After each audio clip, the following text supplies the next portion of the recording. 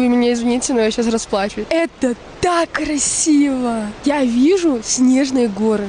Как я рада, что я могу ходить, что я могу чувствовать, что я жива.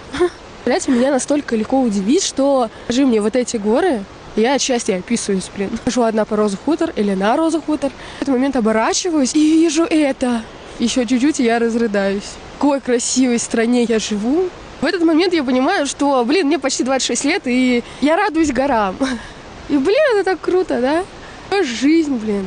Ребят, путешествуйте, реально. Есть возможность, нет возможности. Все равно путешествуйте. Даже в ближайшие города какие-то. Все равно. Вы не знаете, что с вами будет завтра. Что с вами будет через неделю, через год, через 2, через 10 лет. Вы реально не знаете, увидите ли вы такую красоту. Мы все гонимся за Москвой, за Питером. Я вообще человек, который живет в Петербурге. И недавно взял билет в Сочи в один конец, и вот я тут.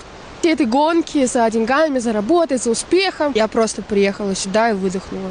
Если вы когда-то будете в Сочи, в Адлере, без разницы, сильно съездите на Роза Хутор.